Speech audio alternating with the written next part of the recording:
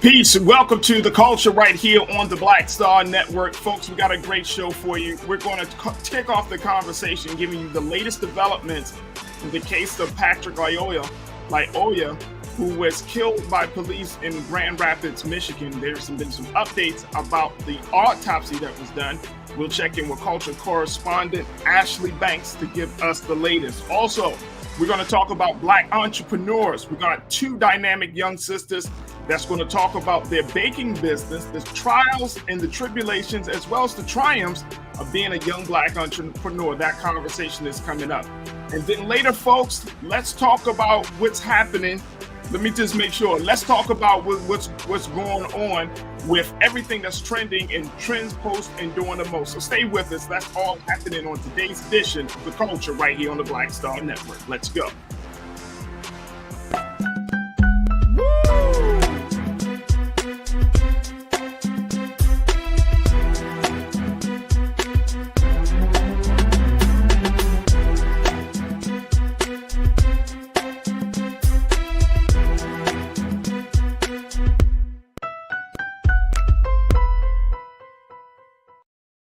Folks, welcome to the show. Welcome. We got a lot to talk about, so let's jump right in. Let's first talk about this latest situation, the latest developments in the Patrick Lyoya case out of Grand Rapids, Michigan. This case, of course, is of the young Black man that was shot and killed by police at point blank range right there, right in the front lawn. In a small community in Grand Rapids. Now, there has not been too much information that's been released about the officer that has been involved. We do not know who that officer is as of yet. However, the chief of police saying that they're thoroughly investigating this situation, and that once there has been a determination that there has been some wrongful killing, that information about who the officer was will be released. I want to check in. We have our culture crew member, Hassan Giordano, that's going to be giving us some insight on this case, as well as culture correspondent Ashley Banks, who you can check her out on all major publications as she is continuing to follow this story.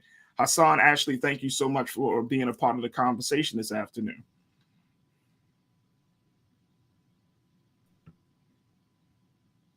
Okay, Ashley, you can hear us?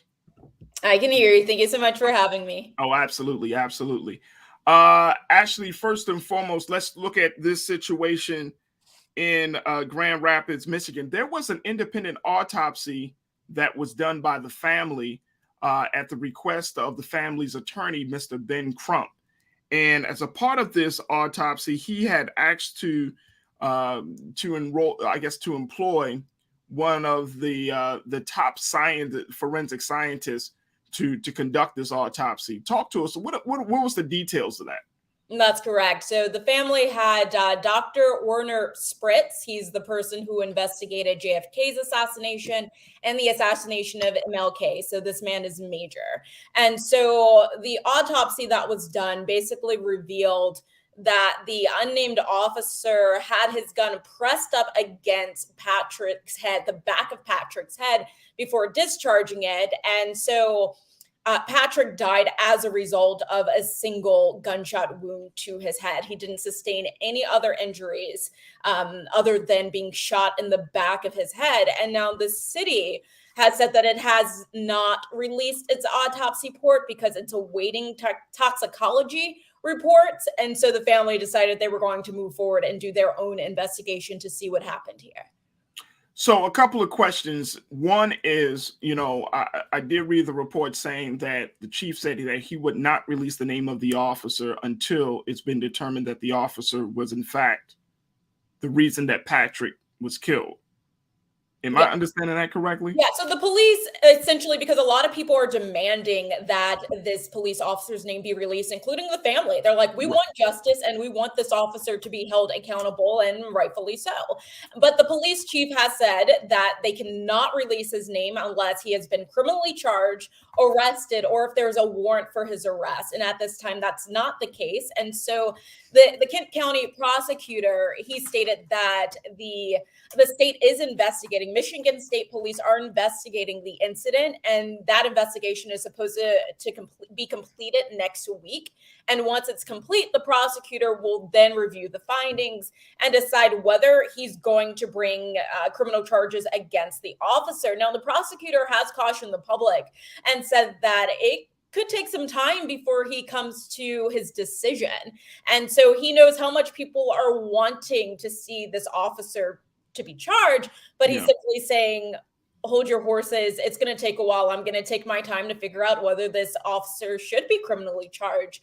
But the Attorney General, Dana Nestle, she simply is saying that she believes her office is more equipped to handle this case, simply because she says that prosecutors are usually really close to officers. They usually have a close relationship to officers, and she doesn't want this prosecutor's relationship with officers to taint his decision. But the prosecutor said he doesn't have a personal relationship with this unnamed police officer and believes there's no conflict of interest here. So what's the purpose of the toxicology report? What are they trying to prove with that? So they haven't said, but a lot of people are speculating. Essentially, they kind of want to justify why Patrick was shot, to give law enforcement another reason as to why the officer could have discharged their weapon. But anybody watching that video can tell you, no matter what the toxicology report says, that this shooting was not justified by any means. So because I mean, when I read that they're asking for that toxicology, the first thing was, oh, they're trying to create a evidence for a justifiable homicide. Even though the officer, if you see, I'm gonna be honest with you, I couldn't watch it. I could not personally watch the video. I mean, I saw bits and pieces. I saw the run. I saw when he's on top. That's when I had to stop. Because it's just too much. Personally, for me, it's just too much to see that. But one of the most common defenses by police officers, and I believe it was, and I have to pull up who said this, whether it was a prosecutor or a lawyer, but one of the most common defenses is that, oh, the officer will say, oh, I felt in fear of my life, so therefore I had to use my service weapon to try to defuse the situation. Right. Can that be used in this case, considering this officer was laying on top of Patrick, and considering that Patrick's face was face down in the grass when he was shot and killed? No. So Farajii, I have watched the video several times just to basically, I wanted to see for myself what was going on here. There are a lot of mixed messages, inaccurate information that's floating around the internet, and I just had to see for myself what was going on here.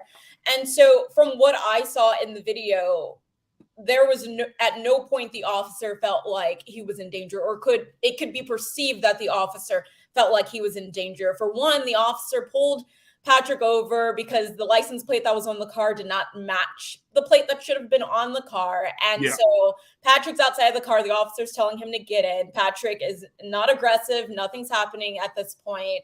And the officer then asks him if he has a license, to which Patrick looks at his passenger and says, hey, help me essentially get my license.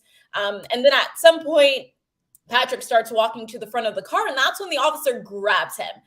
Patrick's not under arrest. Patrick is not threatening the officer. He's unarmed. Nothing is happening. And so police experts have stated that this officer escalated the situation.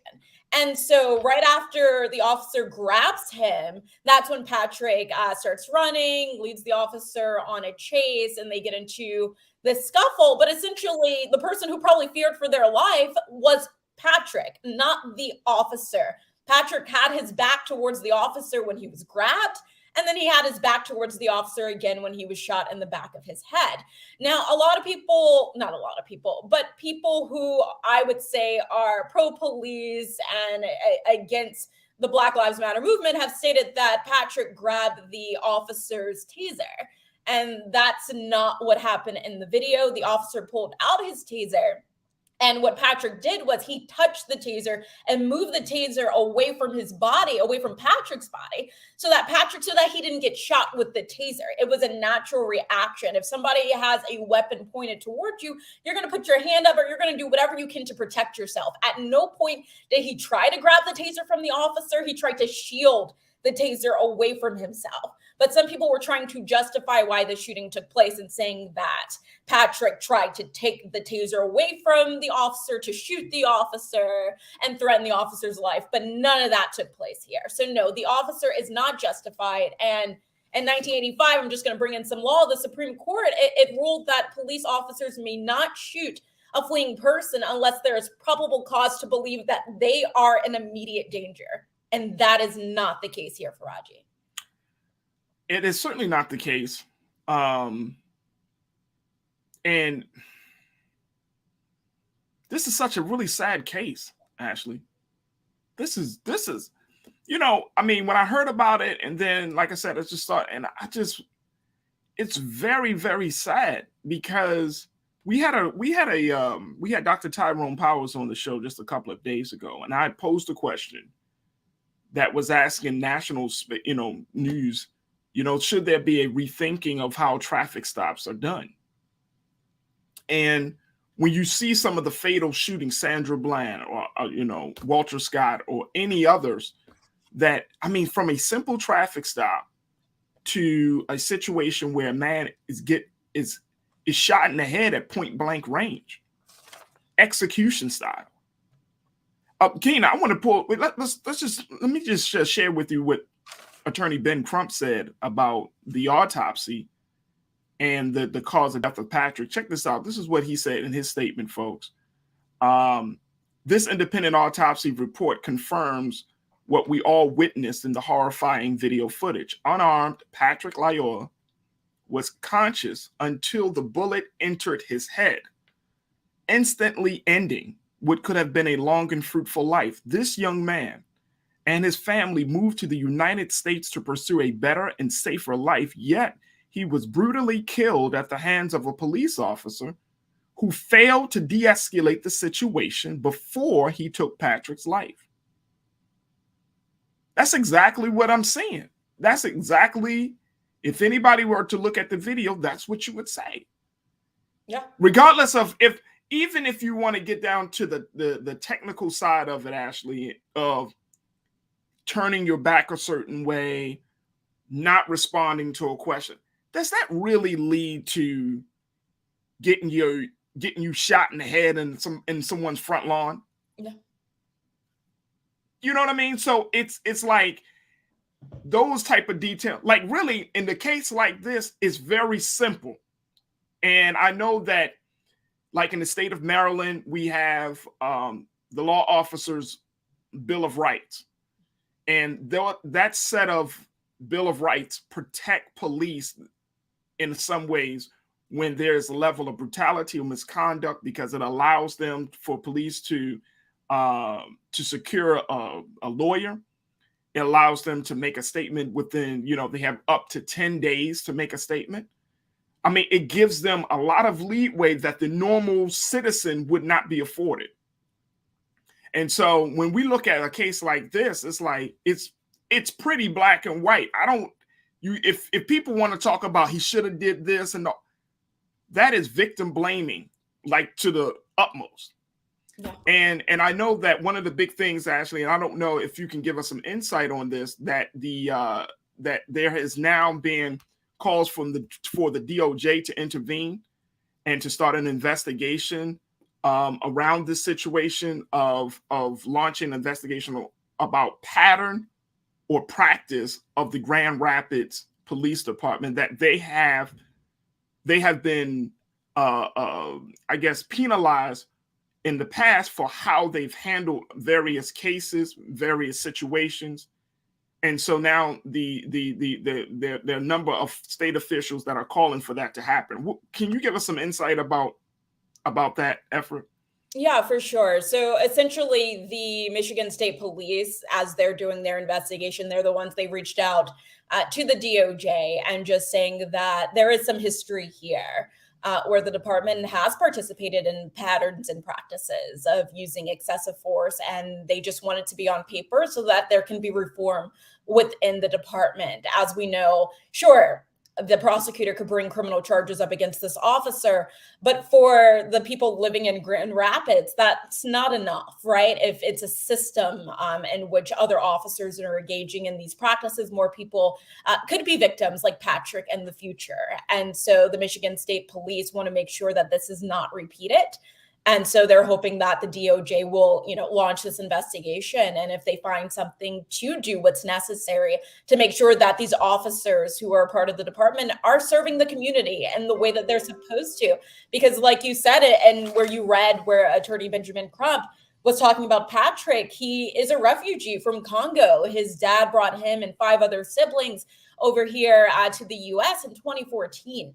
They were fleeing civil unrest in Congo and a lot of violence, and thought that they could start new lives here. And unfortunately, Patrick's father is now blaming himself for bringing his son here. He believes, he's the reason now why his son is dead. He thought that he was going to be able to create this safe haven for his son in the US. And now we see that his son has died at the hands of law enforcement.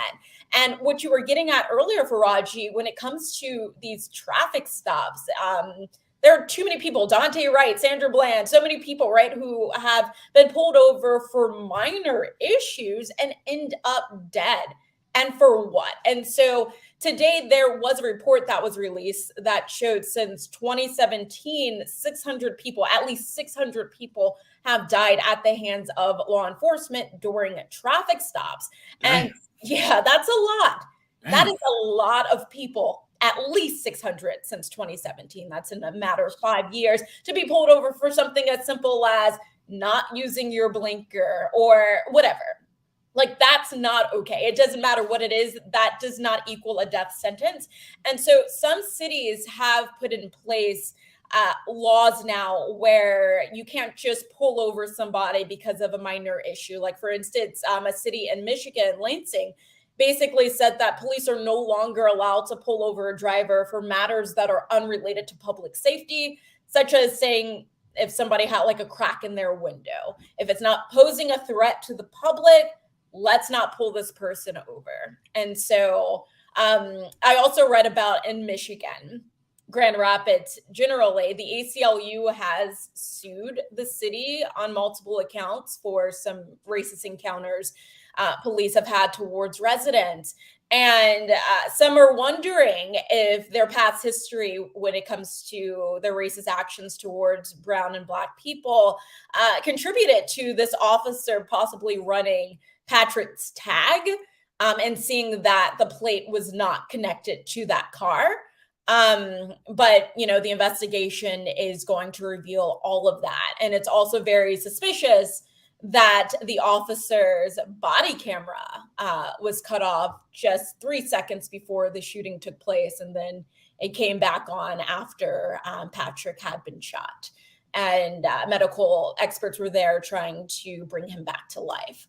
But there's a lot here, and investigators are doing what they can. Some people are calling for independent investigators, right? They don't want the city or the state or the police to be involved in this matter. They want objective individuals to investigate this case so that, the findings are fair.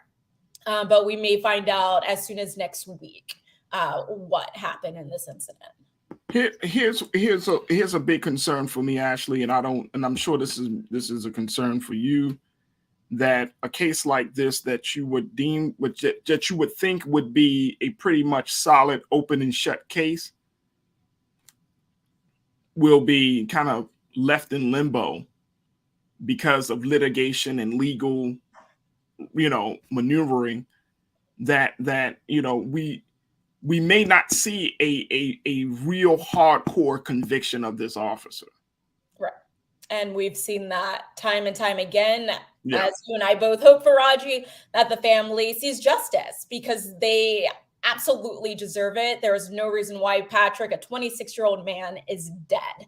You're right. And even if, say if Patrick stole the car, I think it's important for us to kind of say this, because we we can't get into a space where we're like, oh, he shouldn't have stole a car, therefore he wouldn't have died, right? And I can remember, I think it was Mike Brown, that they said he possibly would have stole something, right? Even with Alton Sterling, he was selling loose cigarettes, right? Like doing some small illegal fraction. Eric Gardner, was selling. Yeah, Eric Gardner, excuse me, right? Yeah, Eric Gardner. And then, or you might say, or even with George Floyd, oh, he gave a fake counterfeit dollar bill. Like none of that equals getting killed. So I wanted just to put that out there, actually, just for those who say, well, he shouldn't have. Like, if your son stole a car, yes, he's wrong. If your daughter steals a car, yes, she's wrong. Do they deserve to be killed for that? Sure. So my hope is that we can keep the conversation right where it is. This officer murdered this man in cold blood, not because he had to. He wanted to. He really wanted to. You don't put the gun to somebody's head, point blank range, execution style, if there wasn't an intent to show your power. You could have grabbed your taser. You could have grabbed your baton. Hit him up against the leg. Hey, man, stop playing. Stop moving. There could have been a lot of them, but you chose to kill this man to make a point. Exactly. And I was doing some reading. Some police experts and activists were simply saying exactly what you're saying, Farajii, is that he intended to do this because Patrick was not submitting to whatever this officer wanted him to do. By watching that video, it was very confusing as to what the officer wanted after he grabbed Patrick for absolutely no reason. Once again, Patrick was walking to the front of his own vehicle and the officer grabs him. And so once again, of course, somebody's going to run if an officer grabs you because you're afraid. You don't know what this officer is going to do because, one, you haven't done anything crazy. You haven't done anything that warrants this officer putting his hands on you or using excessive force. And so experts were simply saying because Patrick wasn't submitting to the officer was going to do everything he could to prove this point and make him submit. And so, as you were saying earlier, even if he stole the car, even if he did something illegal, he should be facing those consequences for those actions, right? And so Benjamin Crump, he said in a tweet that this officer became the judge, the jury, and the executioner. And that is not the role of the police officer. It really isn't. And so we do hope in this case that the officer faces serious consequences, isn't just charged, but is sentenced. Because we see this time and time again where an officer has killed an unarmed Black person and they're either not charged or they are charged, but they're not sentenced. And so Black Americans are sick of seeing this. And hopefully we do see justice served in this instance. Absolutely. Ashley Banks checking in, giving us the latest on this case. Ashley, thank you so much. And we will follow up with you in a little bit as more developments come out. Thank you. Sounds good. Thanks, Farajii. Absolutely. Folks, we're going to take a quick pause. When we come back, let's talk about Black entrepreneurship. Let's talk about young Black entrepreneurship. We're going to be discussing that topic with two dynamic young women that are doing some great things with their baking company. We'll have that conversation. So stick around for that. That's coming up and a whole lot more in the next hour of The Culture right here on the Black Star Network.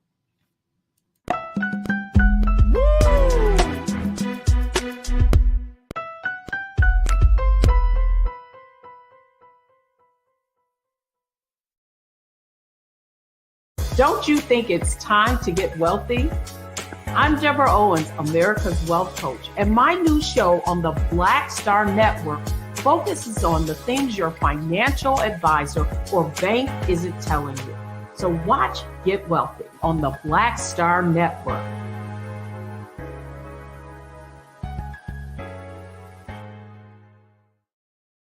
Pull up a chair, take your seat. The Black Table with me, Dr. Greg Carr, here on the Black Star Network.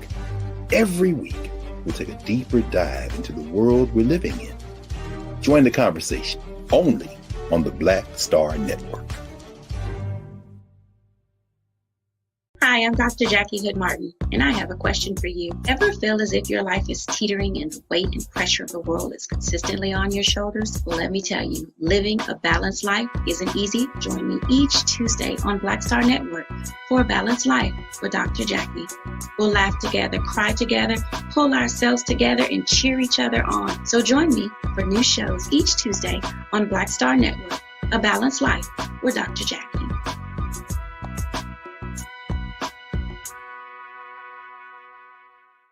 It's time to be smart.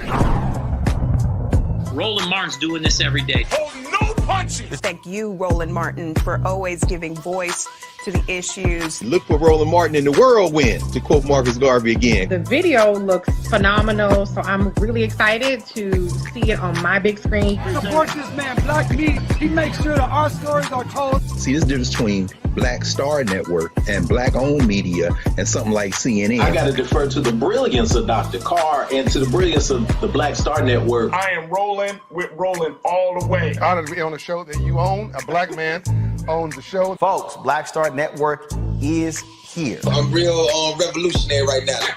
Roland was amazing on there. Hey, Black, I love y'all. I can't commend you enough about this platform that you've created for us to be able to share who we are, what we're doing in the world, and the impact that we're having. Let's be smart. Bring your eyeballs home. You can't be Black-owned media and be scared. You dig?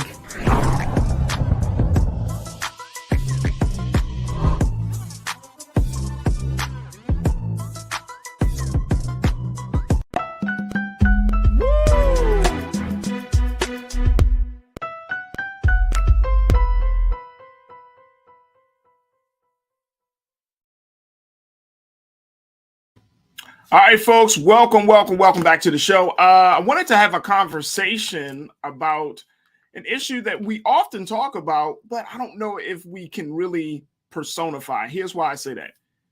That we could discuss the issue of entrepreneurship. We certainly talk about it in a lot of different contexts, whether we're talking about it as a source of liberation, as a way for us to change the economic destiny of our community.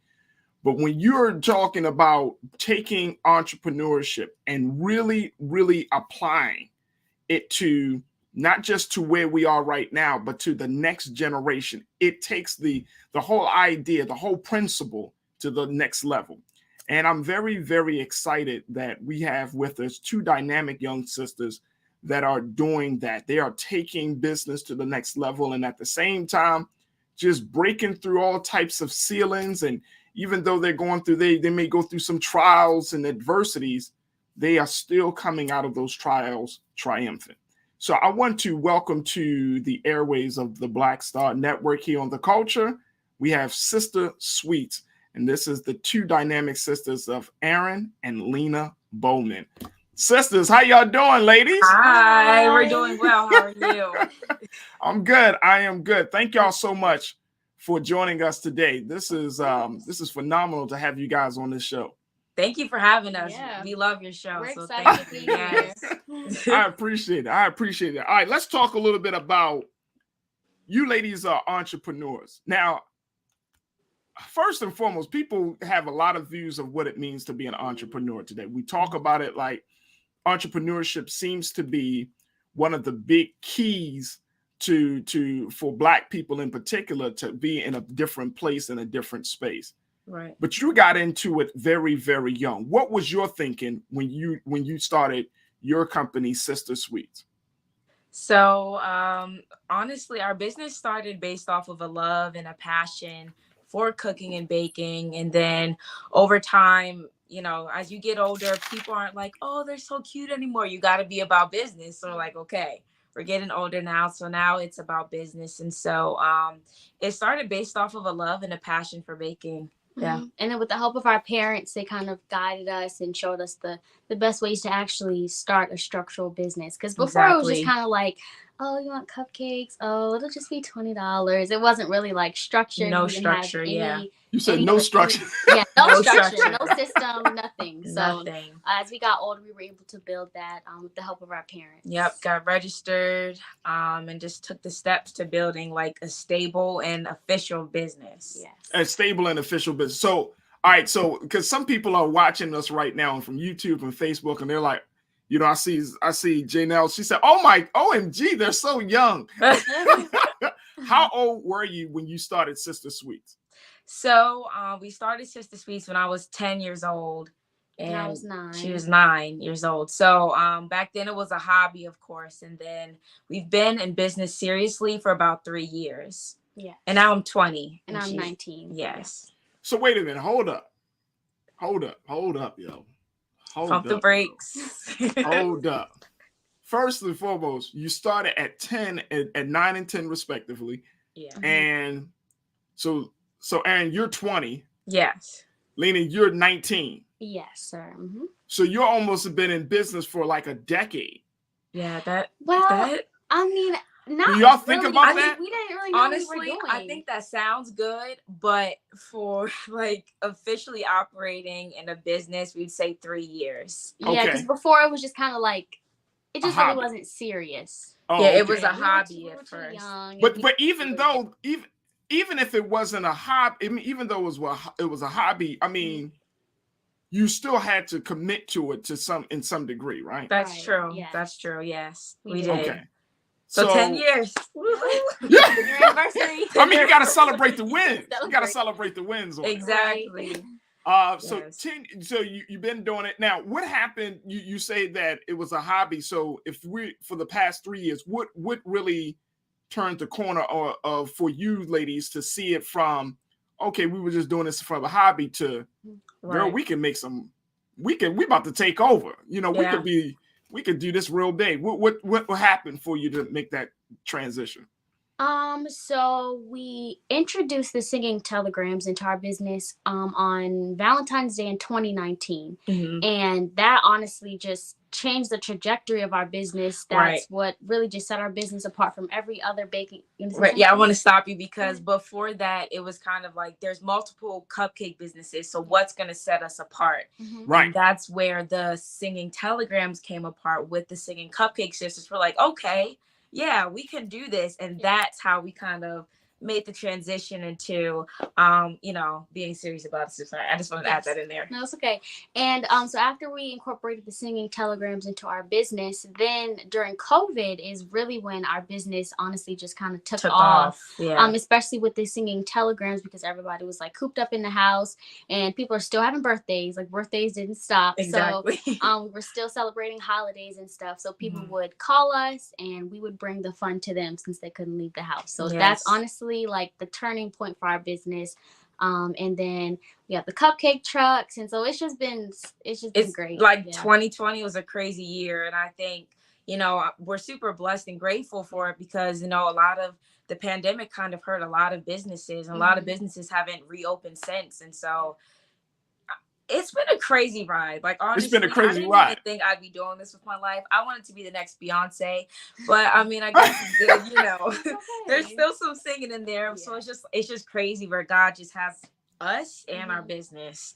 All right, so here's the thing. Here's the thing. You know, I got like a ton of questions for y'all. I'm looking at the feedback that we're getting, and so many people are checking in and are like blown away that y'all are at this place. For example, Janelle, she said, look, they understand the value of not being an overnight success. Most entrepreneurs don't admit that they're actually feeding a hobby before they make the decision to transition to the real deal. Mm-hmm. Definitely. So y'all had to make that decision. That was a conscious, intentional choice that you said, you know what? This is the real deal. Did that decision come as a result of a conversation that you had with each other, or did you sit down with your parents and have, hey, mom, dad, we're thinking about really, sticking with this? How did that happen? I think it happened mainly like with our parents. They're a great support system and they're super supportive, and it started in 2020 with coming up with the plan. Like a goal that we needed to meet by a certain month, and we came with steps to, you know, reach that goal, and we sacrificed, we put in the hard work, we reached that goal, and that's just kind of how we do it, you know. And it's just like, if you don't reach your goals, don't be disappointed, because, you know, it's never too late to reach the goal just because you didn't meet it like at that exact date. So yeah, it kind of just happened with us sitting down with our parents, and it was like go time after that. It was like go time. It was go time. And then entrepreneurship is in the blood too. Our grandparents have owned restaurants and barbershops and businesses. So I feel like it would have kind of been a disgrace if we didn't come up. We had to continue the legacy, but then take it to another level too, you know? Yeah. So we already knew it had to be something. And we were like, cupcakes. Exactly. And singing. Yeah. And well, first thing, let's keep it real, ladies. Singing is in your blood. Yeah. Yes, it is. Yes, our mom's a vocalist, and that's pretty much kind of. It's really just our mom, honestly. Our mom. Sorry. Okay. Sorry if anybody else is watching, but I would say that she gets the credit. Yeah, absolutely. For the most part, because I don't think anybody else in our family can really like sing. They may think they can. Yeah. Everybody so can sing. Everybody can sing. Yes. But she can sing. Right. Yeah. Right. So shout out to her. Yes. Right. Shout out. We love you, Mom. Yes. Thank you for these voices you have given us too. And it's just amazing because, you know, you never know what people are going through. Like some people just break down crying in the middle of a singing Telegram delivery. We're like, wow, like it's the impact at the end of the day. It's really just the impact that literally makes all the hard work, literally blood, sweat, and tears worth it at the end of the day. Yeah. So y'all made this decision, and now you're at this place. You know, one of our watchers, they wanted me to ask you, talk about seed money. Let me make sure I have. Oh, my man, brother King Lee said, how much seed money did you put into the business 3 years ago to really take it to the next level? Or was there any seed money on the table, or was that even an option 3 years ago? I feel like I couldn't give like a value amount because I don't remember. Okay. I definitely think the seed wasn't really more so money. It was more so like time. I think that's like the biggest seed that was kind of deposited 3 years ago, was like For our sure, our time. dedication, and our patience and all that. I think that's really where the biggest seed came from. It wasn't really monetary. Right. Even though it does cost it a does. lot of money, and you think like, you know, you might be thinking you're making a lot of money, but you got to put that much money back into the business, or it just goes out. You know what I'm saying? Right. So it definitely does. But like she said, the seed was definitely time. It was larger than money. It was definitely larger than money for sure. Yeah, I don't think we can give an exact number because I don't know. Yeah, I don't know. But I know that the seed that was deposited was way more than money. Ooh. That's a word. Yeah. Oh, okay, Lena. Oh, the seed that was deposited was way more than money. Come on. Love it. All right, so now the folks don't know, and I'm just going to go back to it. You ladies, you are bakers. You bake cupcakes. You bake cakes. Come on, lay it out for us, because people are like, wait a minute. They do what kind of food? What kind of dessert? We bake gourmet cupcakes. Yes. We don't do cakes. That right there is from No, we were pulling that up. No, this was for a what was it for? An elementary school. It was a what's the word? What is it? I wish we could have showed you guys a better video. I know it was a sponsored video that we did for an elementary school for like the Thanksgiving season. Yes. So we were just showing them. We donated cupcakes, icing, candy corn, and we showed them how to make a little turkey. Quick, easy activity you could do at an elementary grade level. So that was fun, and just to reward the kids for great behavior. That's what it was for.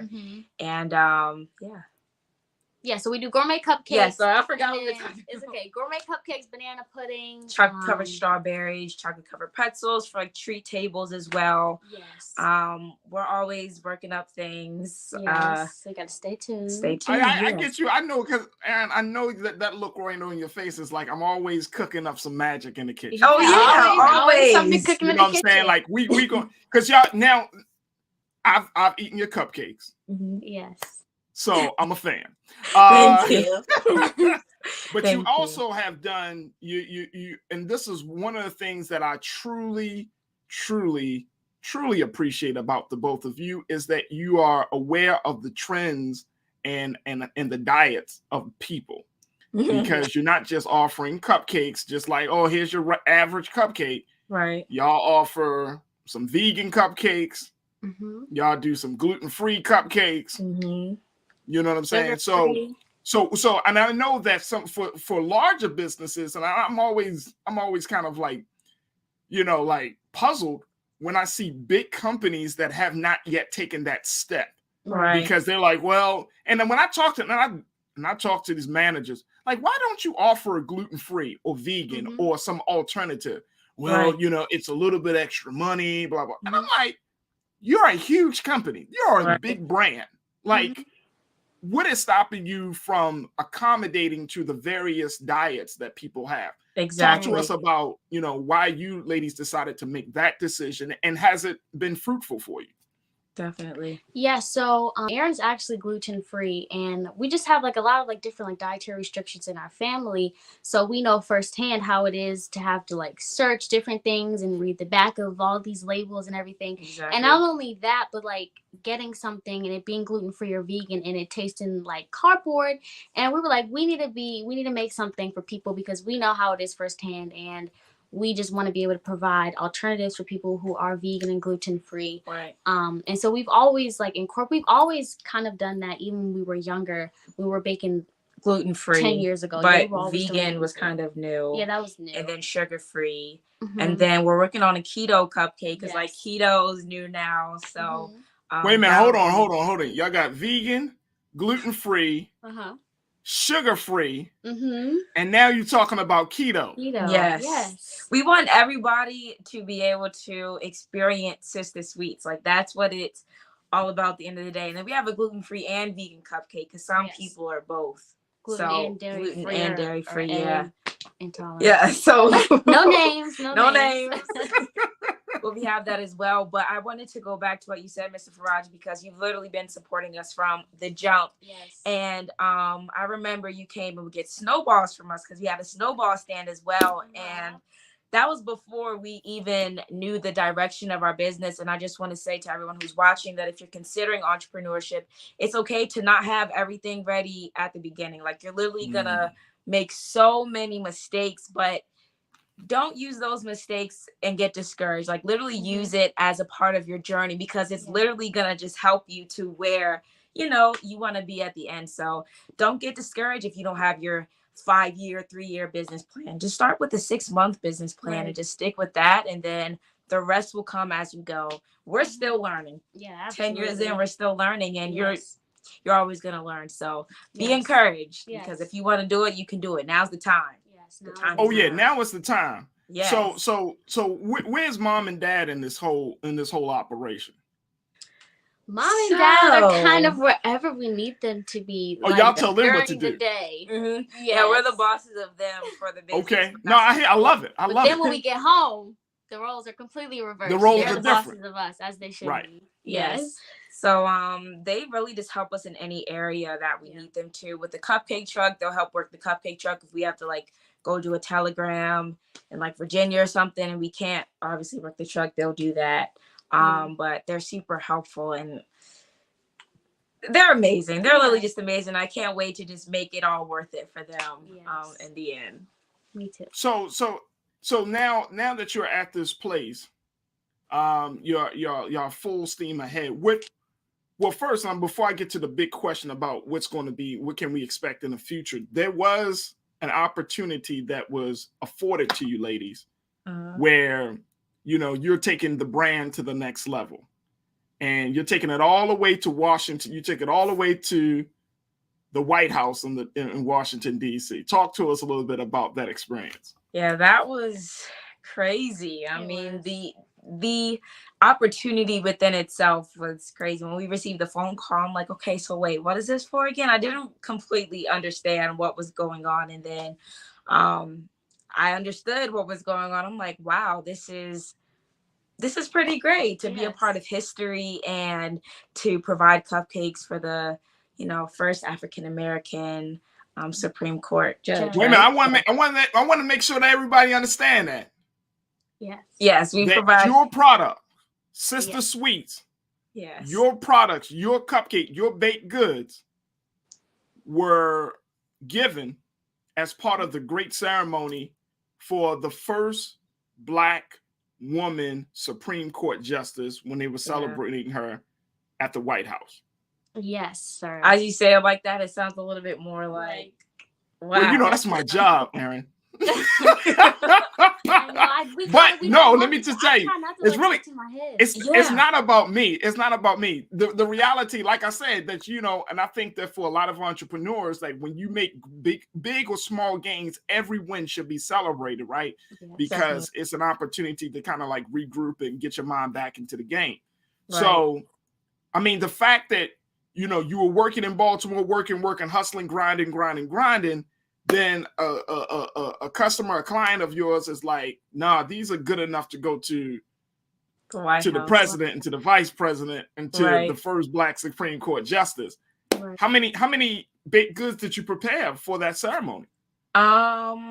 We did, well, they just wanted it into KBJ, her initials. So I think we did about 5 dozen, yeah, because the ceremony was relatively small, and we were unfortunately not allowed to go in because they weren't allowing anyone to meet her due to high security reasons, which we did understand, but still being able to like be a part and have the cupcakes, and maybe she even had a Sistahs Sweets cupcake, like who knows. That was pretty cool. Yes. So what kind of feedback did you ladies receive as a result of that? From them or just from them, from the White House? Any staff members, anybody say? Yes. So the person that reached out to us to place the order said that everyone loved them and that they were asking where they got them from, because the cupcakes were for the Black women in the White House. So they said that everyone loved them. They were asking where they got them from and that they'll be using us again in the future. So I'll be looking forward to that second phone call. Yes. Y'all want that second phone call. Were you able to join them at the ceremony, or you just kind of like dropped them off? And we just dropped them off. Yeah, we had to get back because we had other orders and deliveries and stuff here in Baltimore, so we had to drop them off. Yeah. But it was still a great experience. We were so grateful. It was so unexpected. And wait a minute, hold on. I gotta do this for y'all. Thank you. Yes. Thank you. Yes. Thank you. Black women, Black girl magic. Yes. Thank you. Yes. That's dope. I'm in, like, when y'all told me that, I'm just super excited and proud of you. Hey, Keena, let's pull up just a little bit of Instagram, because folks, if y'all don't know, Sistahs Sweets be on Instagram real heavy. I follow them. But you can look at it. Just you can go to Sistah, Sistah Sweets. Yeah, Sistahs Sweets. Yeah. Right. And just a little bit of, they always do these great videos, always are showing, who their clients are, who their customers are, and just, doing all of these amazing, like, food preparation. Now, look, here's the thing that I love. And I think this is for the entrepreneur side. Look at that. They were at Towson University, my alma mater. All right, so check it out. One of the things that I love is the fact that you actually have invested in packaging. Like, you put your cupcakes in a cupcake holder. You know how some people, not throwing shade on anybody. I'm just making a point that if you're going to present, food presentation is just as important as the taste of the food itself. I've learned that. I learned that from the cooking shows and stuff. Okay. But, to see it in a cupcake holder, whether it's a dozen or half a dozen, you see it in a cupcake holder, you put your sticker on it, you put little bows on it. I mean, look at a cupcake. Thank you. I think that like just those, just those details take your business to the next level. Yes, sir. How did y'all learn about those details? Thank you.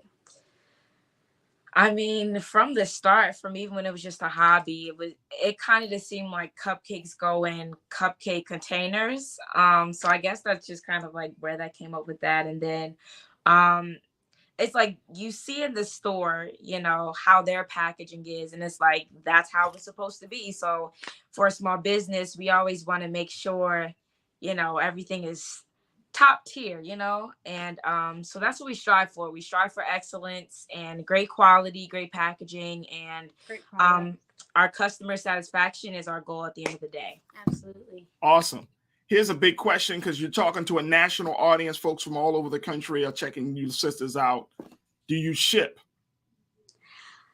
Not at the moment. We do not ship, on but we are working on it. So I definitely recommend following us on Instagram or just emailing us or calling us just to kind of get an update for where we're working on it. We're really, really working on it because we want to be able to spread this love and positivity all across the world. So we're working on it. I'd recommend just staying updated. Yes, because by the fall of 2022, we want to have it down packed and mastered. I know that during the summertime it's going to be a little bit tricky because of the weather and the heat. So fall 2022, stay tuned. Look, let me just tell you something. And Ken, if we could just pull up their website, I just want to make sure that folks can see that the website. Thank you so much, bro. This is the website, ladies and gentlemen. Sistahs Sweets. They're not cute. They're not cute. That was.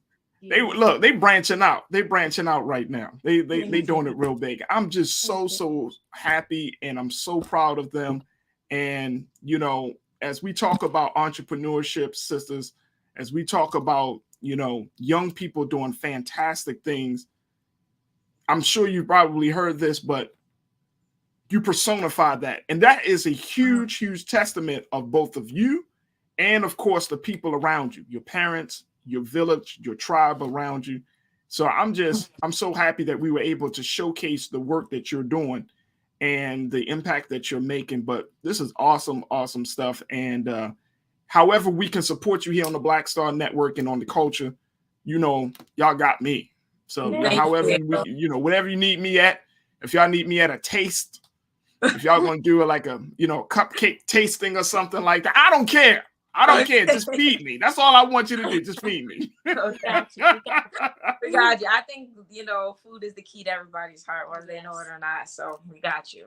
Definitely. I appreciate that. Is there any final things that you want to share with our audience about the, who you are, the business, anything else?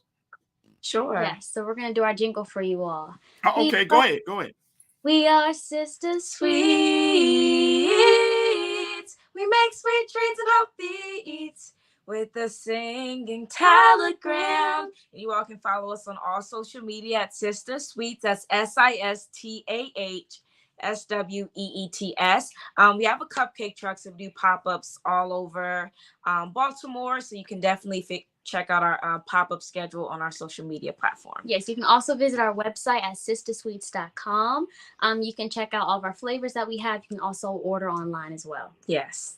And thank you, Ms. Farajii, for having us on the show again. We always love it here. Yes. You're welcome. Anytime. I'm just grinning. I'm supposed to be serious all the time. No, I'm really just grinning. I'm just so happy for you. So big shout out to the mom and dad. Big shout out to the family. But sisters, thank y'all so much for being so good for the culture. I mean, this is amazing. This is phenomenal. And we're expecting to see more things done. And of course, like I said, you can always come back to us on the culture here on Black Star Network, and we'll make sure we get the word out about the great things you sisters are doing. So thank you. Thank you. We appreciate you. Good to see you. Yes, good to see you again too. All right, folks, Sistahs Sweets. Make sure y'all check them out at sistahssweets.com or on Instagram at Sistahs Sweets. And if you are in the Baltimore, DC area, if you're looking to get your cupcakes, your baked needs, your baked dessert needs, check them out. All right. Aaron, Lena, thank you so much, sisters. We appreciate you. Bye, everyone. Bye-bye.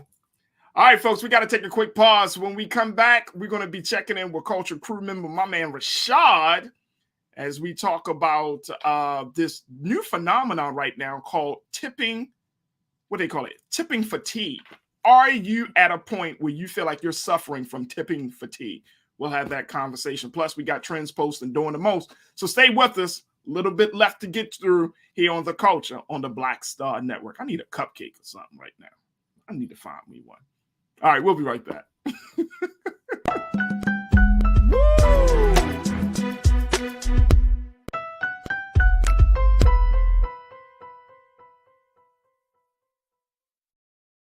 Pull up a chair, take your seat at the Black Table with me, Dr. Greg Carr, here on the Black Star Network. Every week, we'll take a deeper dive into the world we're living in. Join the conversation only on the Black Star Network. Don't you think it's time to get wealthy? I'm Deborah Owens, America's Wealth Coach, and my new show on the Black Star Network focuses on the things your financial advisor or bank isn't telling you. So watch Get Wealthy on the Black Star Network.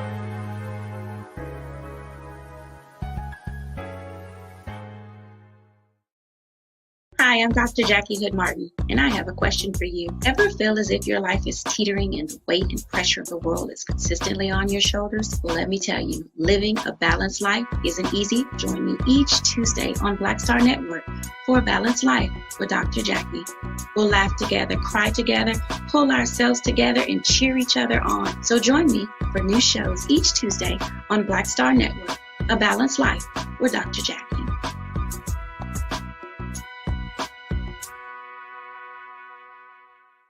It's time to be smart.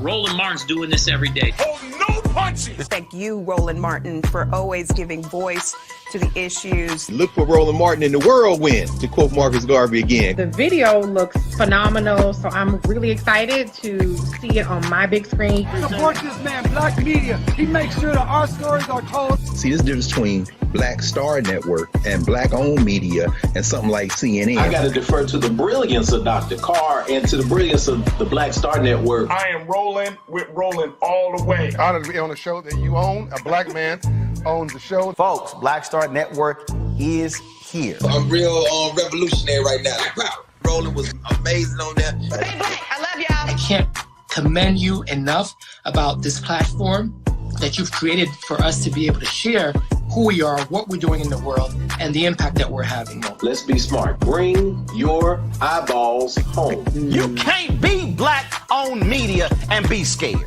You dig?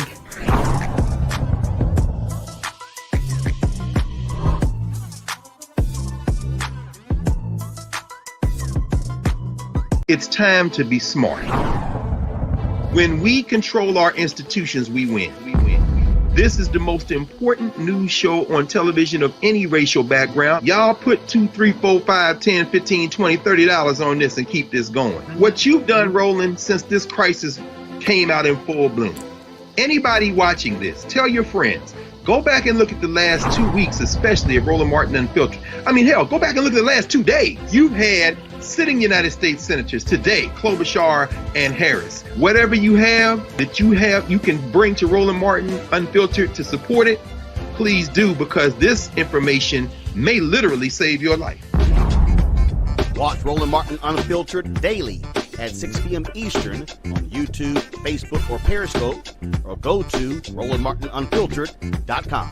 Support Roland Martin Unfiltered Daily Digital Show by going to RolandMartinUnfiltered.com. Our goal is to get 20,000 of our fans contributing $50 each for the whole year. You can make this possible. RolandMartinUnfiltered.com.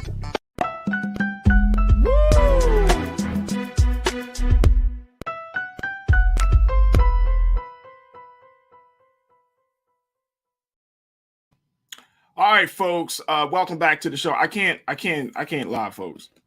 I really want some cupcakes. I really want some cupcakes, but I'll place an order.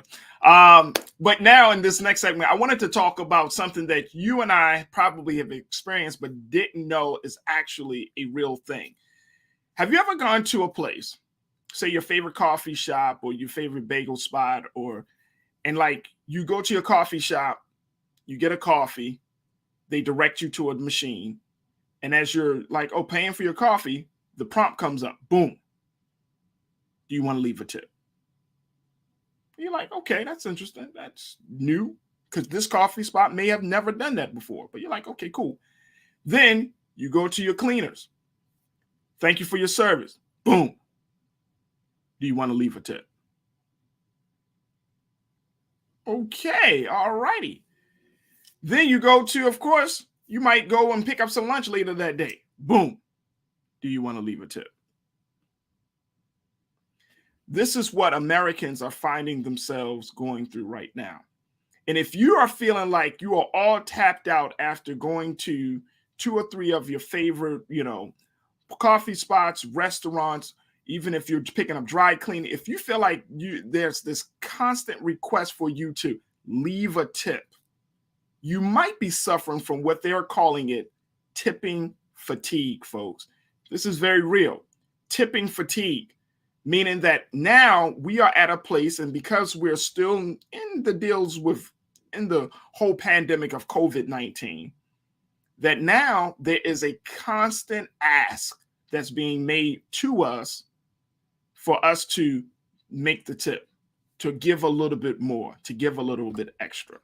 And so I wanted to talk about this trend for a few minutes, because this is something that I think is happening culturally, but it doesn't mean, even though you might be tired, you may not have to feel like I just want you to know, you don't have to feel like you have to tip all the time.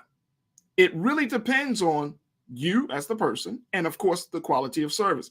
I want to bring in Culture Crew member Rashad Staton to give us his thoughts on this, as we talk about tipping fatigue. And Rashad, how often has that happened to you? Do you see that happening more and more, that people are directing you to a computer and they're like standing in your face hoping that you tip? Yeah, I think this happens to me daily. I go up and I wake up and I get me a cup of coffee every day. And after I pay for it, even do, the Cash App, the scan, things of that sort, the next prompt that comes up before it's the whole tab is closed out is the prompt for tips, right? At that 18%, 15, 18, and 20% one. And just me and who I am, and knowing that, how important or how far along the tipping can go. I often tip at least $1 at minimum, even for my coffee. So a $3 coffee turns into $4.17. And I know that exact price because I just went this morning. Bro, man, that's one. So now we're at a place where folks are asking for a tip at places where they normally never ask for tip. That's where we are at this point, right? Because everybody has been talking about COVID. Everybody's been saying, yes, restaurant workers and service workers, they deserve a tip. But I think there should be some pushback on that, because it's like, let's not put all of the emphasis on tips. How about you raise some wages? Agreed. There has to be something back on the businesses versus the customer and those that patronize that business. It has to be that delicate balance, because like you said, we are still in a global pandemic. We are still facing our own individual economic and financial hardships that, we want to be mindful and be people of good heart. But at the same time, that's a delicate balance that, tipping out a day or so, I may tip between $10 to $20 a day. That's another meal, or that can go towards my gas. But growing up, being a son of a barber, it was times when my dad would take me to restaurants and things of that sort, and he would tip above the expected, rate. And one time, I was trying to be tight on corners, and it was time for me to tip out, and I wanted to skim the dollar. And what he said was, look, we're sitting here because of tips. Tips allow us to enjoy life. And that changed a whole nother perspective of me. So once I got into, the food service industry and directly engaging with customers, at a young age, those tips allowed me to go out and hang out with friends, allowed me to purchase the new Jordans, allowed me to buy toys that I wanted to buy for myself. So I get it. It has to be that delicate balance. And I think those that are able to should do it for those that can't. But that's a hard reality every time you go to the machines. And the new one is, it's now you can't even tip with physical cash anymore, right? Because a lot of businesses aren't taking physical cash, being in the world that we're in. So it's like, now that's an additional cost. And then when you're paying, you're tipping out with your cards or these apps. that tip doesn't process in the same day. So now you got to look up, and that $20 that you tipped out may have caused you, and it's done it plenty of times before in the past, not recently, God bless. But it caused me to go into the red. And now my account is in the negative because of tips that came out a whole week later that I didn't account for, but I was trying to be mindful in the present. So, man, it's a lot to take. That's a good point, Rashad. That's a good point. So, I mean, there are a number of people that are looking at this whole phenomenon and saying that there has to be some relief in sight around, for consumers and for those who, if you go get your food from a different, from restaurants, like there has to be some other way to show that you appreciate the service or you appreciate, the food. There has to be, and I agree. I think that tipping is good. I remember I used to work when I was 16 years old, 15 and a half, 16 years old. I used to work in a restaurant, an Italian restaurant, as a busboy. So I break down the tables, fill people's water up, and all of that stuff. And my older sister, got me the job, and she told me, she was like, "You at this age, you're going to be your pockets are going to be bulging." And I was like, "What are you talking about?" She said, "Just from tips." Now, this is years ago. This is, you know what I mean? So I was like, okay, cool. She wasn't lying.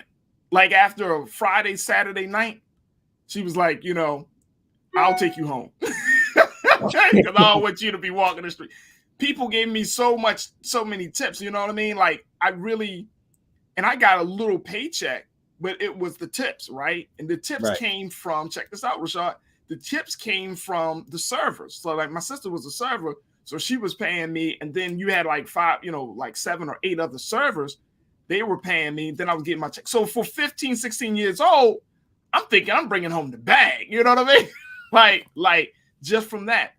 But I do recognize that maybe we need to have a different system in place nowadays because of COVID, because of the fact that living in any city in this country is expensive.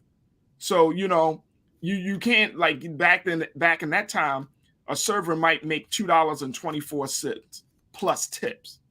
Right. Because the hope was that the tips would fill in the gap of a salary or making a certain amount of money for the month or for the year, right? I don't know if that system can still be applied today. I have a friend of mine who works for a major grocery store. He said back in 2020, of course, during the pandemic, everybody is ordering groceries. He drives the truck. He gets the tips. He said that was his best year on the job. But now we're not at that place. People are back out. Things are open. All of those things. So do you think that we need to look at this whole idea of tipping in this country?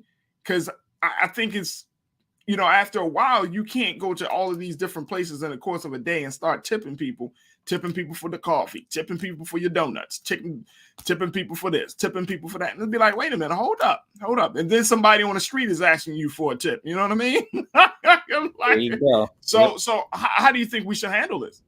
One, I don't think the old way is broken, right? I still think we gotta be mindful, and once you give a blessing, your blessings yourself multiply, right? So I always feel as though if you're able and you have that privilege to tip, continue to do so.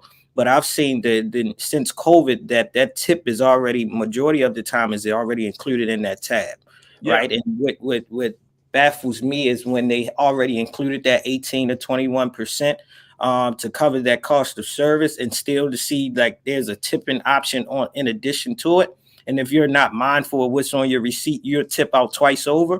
So it's really like, okay, now are they exploiting me off of my ignorance or my lack of attention to the details for the cost of the food or the service that you're getting? I think in those situations, when it's already included in the total price, tipping may not be necessary. But in spaces of like coffee shops, little mom and pop stores, small businesses, and your local businesses, I think tipping is still necessary because it takes the overcost or the overhead cost of other things that business might not have the financial standards to take care of. And like we said, like tipping for those blue collar jobs or front end jobs where once when COVID happened, we were considering them frontline workers still need to be there to show that we're still grateful and appreciative of their services. But I think that cost in itself, every time you go and get a coffee, every time you go get a donut or those other ones, it doesn't need to be a continuous ask. Right. And I think that's one, because, again, we still have those that come. You want to say panhandlers or those that's doing underlying, bargain exchanges on the corners and things of that sort, and people that's just asking for money. We still giving that way. So by the time you look up, you didn't tipped out or gave away about $50, right? Right. And that's the one that hits me like, man, but just doing that, that your blessings may multiply. So I say for those that are able to do it, for those that's not, do it, give it back twofold for those that can't. See, here's the thing this is the other part. And this is a cultural conversation, right? This is not one of those quote unquote real hardcore tangible things, but this is just because of who you are and how you grew up and how, just the cultural conversation. But if I'm like, okay, it's one thing if I'm buying food, right? So if you go to get a coffee, like, okay, you appreciate the person. Because I tip according to the whole experience. Same. I don't tip just because you made me a cup of coffee. I tip because you made me a cup of coffee. You were jovial about it. You look like you wanted to do your damn job. That's how I tip. I take all of those things in consideration, right? Right. So that's what I say. Oh, okay. If you go the extra mile, if I'm trying to figure out what I'm going to order, you're like, no problem. Take your time. Okay, that's worthy of a tip, because you're making me comfortable in this small interaction with one another. Right. So it's the whole experience. If I'm buying, and one of our watchers said, if you're buying a hat, my man Mike V, he said, if you can afford to spend $30 on a fitted hat, why not tip though? What am I tipping for? Yeah. I mean, if the hat is on the rack, hey brother, the way you held that steel pole to get that hat, brother, man, that's a hell of a way to hold that steel pole. Yeah, I don't think Sheldon I tip.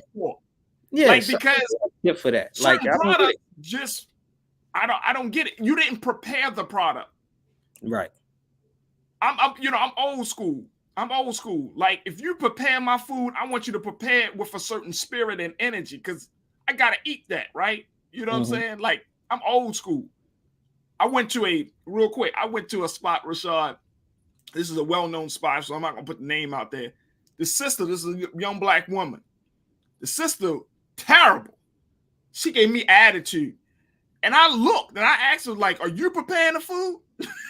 Because if you're preparing the food, I'm not ordering this. So I don't know. And I don't know if it's right for us to set boundaries. But if you are a cashier, not a restaurant worker, a service worker, you're a cashier, that means you're getting paid hourly. That means that your costs are being covered. Right. I don't know if we should make that distinction. What's your take on that? Yeah, I'm skeptical of that one, right? When I purchase products, and I do a lot, even like my clothing and things of that sort is black owned or local owned, to the point that most of the time it's made to be me, or it's a certain item, and I know a lot of people don't have. And in that situation, I understand that the cost may come, a little bit more, right? Because I'm paying for something that's unique, that specifies, that fits my physique and things of that sort. And I'll throw an additional $10 or things of that sort. But to go and grab a hat off of that, I think the good brother, his intention at heart is worthy of recognition. Yeah. But I most certainly probably wouldn't not. And the other one with like the food delivery and sharing of that part, most of the time those tips are already associated in it, especially following COVID. Prior to it, yeah, you wanted to be mindful and tip the delivery person if they got there within a reasonable time. Your food's still hot, they didn't leave their straw in the car when they dropped off your drink and that sort. You want to tip them for attention to detail. but it doesn't have to be a normal thing. And a lot of times I tip at these local spaces like you because they are receptive. They know your name. They give you an individualized like welcome and greeting and things of that sort. So out of that mindset, and then when you leave your wallet one day, they may, cover it. They're familiar with your face. They figure out that you're a frequent customer and you patronize their businesses. So a lot of times, like, the continuous patronizing helps that business more than the tip in itself. Right. Yeah. And I think with this undergirding of like the increase of, minimum wage, you can't always put that on the patron and the customer. That has to be something that's already taken care of in the operational cost of that business. Right. Yeah. And I think guess what? Guess what, bro? Like, and I'm not trying to sound real. I know some people might get upset with me, but if that job is not sufficient for your lifestyle, you shouldn't be working it. Yeah, but I think that's for the culture. That's a little bit insensitive, bro. I know it's. I'm talking about. You know what I'm saying? Because here's the thing, I'm always big on this, bro. Nobody forces you to get a job that pays low wages or that has a toxic work environment. Nobody's forcing you to be in that space, right? So if I'm walking into an establishment, don't bring that energy on me because I didn't force you. That's correct. You know what I'm saying? Like, that's the job you chose. And now, why you chose it, I don't know. You could be like, this is the only thing I can get, boom, boom, boom. But the point is, make people feel, and I'm telling you, I'm a huge man. Customer service is so big to me, it's not even funny, right? I'm not an ass about it, but I can be. I have my wife be like, dude, don't do it. But if you are in a situation where you feel like, oh, this job is not paying me enough, I need those tips. Then you need to, and you're in a situation like if you're selling clothes, tips is culturally, we tip people for delivery of food. Food. We tip people for that stuff because you're preparing something, right? We want you to do it your best. So yes, we understand that. But if you're if it's clothes, tools, some stuff that, no, I'm not doing it. I'm not doing it. Very quickly.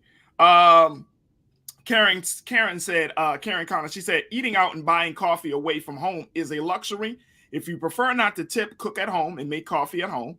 I always tip based on the quality of service and how the server made me feel. Yes, I'm getting to that space right now. You're not going to make my food better than I make my own food. So I do agree with that. Carney checked in and said, eating out and many other services are a luxury. Stay home or don't partake if you don't have the money to tip. Tips are how a lot of people pay bills. Be mindful. That's also true. Right.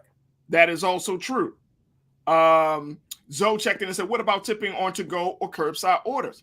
Yes, you could tip on that. I mean, I do.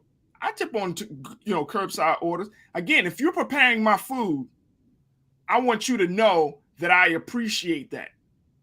That's what I want you to know. When I order food, I'm in a jovial spirit because I know that, again, that energy goes into food. That's just me. I might be the only one. Davey checked in and said, if you're not being paid enough by your employer and you're not in control of your wage, then you deserve to be tipped. Service delivery, deserve it always. I agree with the service and delivery. If you're not being paid by your employer and you might be in a wrong situation. I'm not trying to, and look, I've been in situations where you're underpaid. I understand that, right? But you don't put that on the customer or to the patron. That's my point in saying that. Yeah, and I think like that you don't bring your dissatisfaction with your job choice to the person that is supporting your business, so that way you can get money from it. It's just backwards. It's backwards. Yeah, I think it calls into question of us knowing our power as employees, right? Or as workers themselves. Like, you can always organize, you can always galvanize, you can always work towards advancing, your employer rights and knowing, like, there's places. We just had recently last week talked about the brother that unionized from his bad experience on working for Amazon. those can still operate into, you know, our fast food restaurants, our local businesses and things of that sort. Galvanize the rest of your employers, the places where you're being underpaid and you're not being paid what you think is best fitting. If you find your colleagues that work in that same space of experiencing the same thing and disgruntled with what you offer, you know, use your voice to power.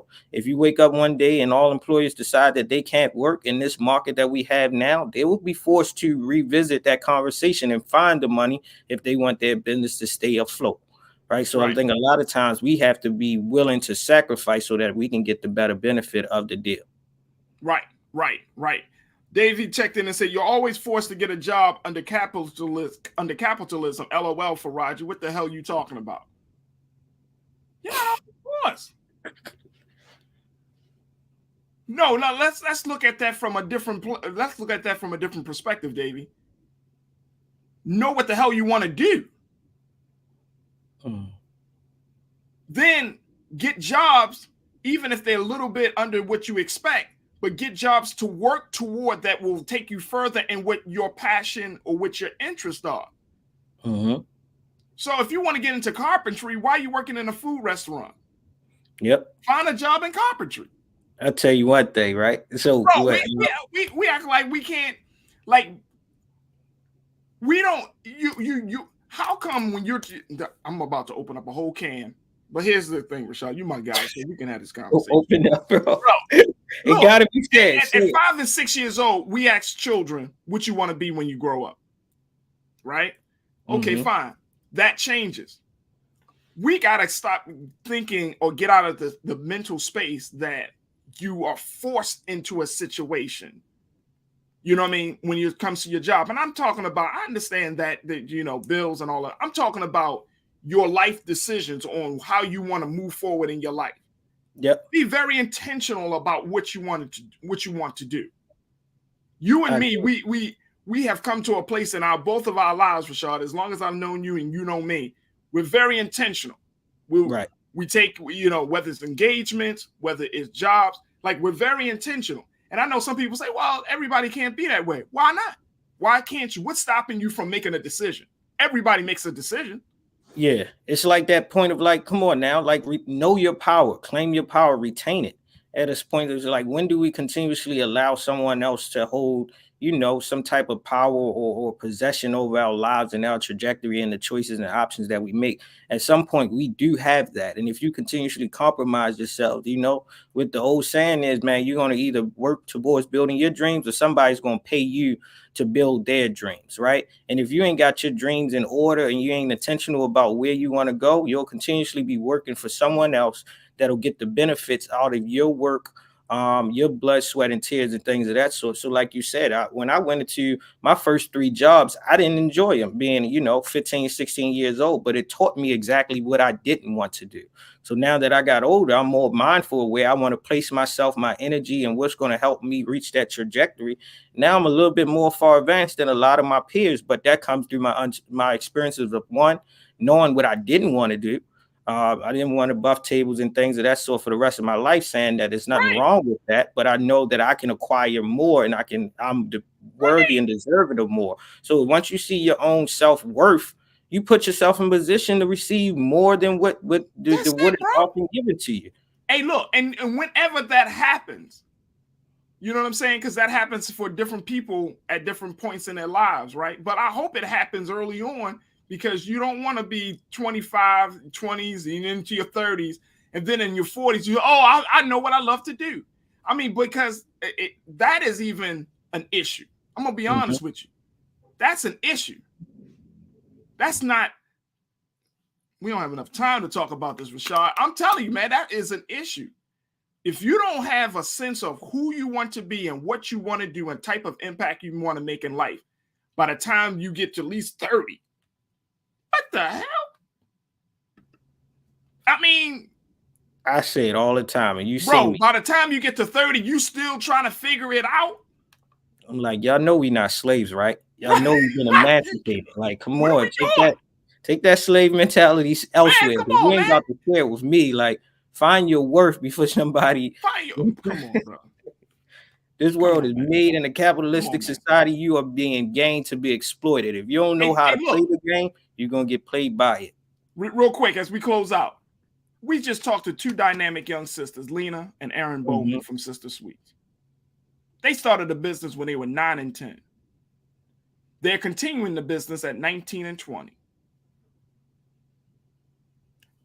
They ain't have magical powers. They grew up middle-class income, middle-class home. You know what I'm saying? Stop making excuses for failures. That's what, I mean, seriously. Seriously. We can't make excuses for inaction. Right. I have no tolerance for that. I have no tolerance for somebody telling me you a grown-ass adult and you telling me I don't know what I want to do. You have no inkling. Now, you could be multi-talented, but only to a certain degree. Right. Because after a while, you if you want to be great in something, that takes time and commitment. That's a whole different conversation. But a conversation. If you're working in a fast food or service industry or restaurant industry, we should tip. But if you're passing me a hat or bagging up my shirt, you're not going to get a tip from me. You're not going to get a tip from me. And that's Farajii 2 cents for the day. Thank you for your thank you. Thank you for your tip. All right, we got to jump off. Rashad, my man, thank you so much, brother, for joining us today. Here on the Culture. Bro. Always for the culture. Continue being great. Yes, sir. Absolutely. All right, folks, that's going to do it for me. I got to jump right off, and we got to make sure we keep it into the time frame. But I love the conversations. Big shout out to Erin and Lena Bowman. Check them out at Sistahs Sweets. Also, big shout out to our culture correspondent, Ashley Banks, for keeping us up to date on what's going on with this Patrick Lyoya case. We want to make sure that we keep you informed as well. All right, make sure y'all show y'all support for Black Star Network right here at blackstarnetwork.com. Support us at all platforms, Cash App, PayPal, Venmo, Zelle, all of that. And, of course, make sure y'all befriend us on social media, whether it's YouTube, Twitter, Instagram, Facebook. We just need your support, all right? As always, folks, stay tuned. At the 6 o'clock Eastern Standard Time is my big brother, Roland Martin Unfiltered. Check out his dynamic show. And then just join us right back here. And tomorrow for another live stream at 3 o'clock. We just had some little difficulties, but today it was just a one day, but we're going to get back to it at 3 o'clock tomorrow right here on the Black Star Network. As always, never be afraid to challenge what's wrong. Stand for what's right while being yourself in the process. God willing, we'll talk tomorrow for another exciting edition of The Culture right here on the Black Star Network. Peace.